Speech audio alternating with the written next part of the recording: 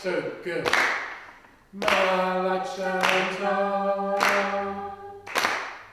My light shines on. Okay, then the boys join in.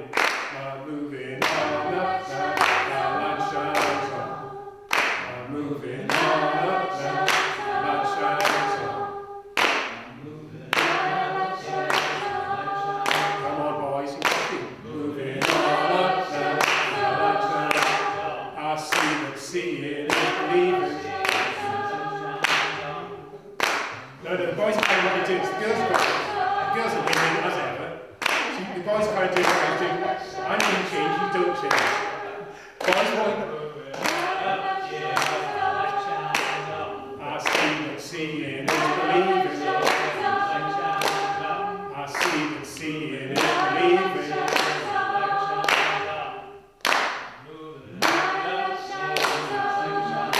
Okay, boys can stop.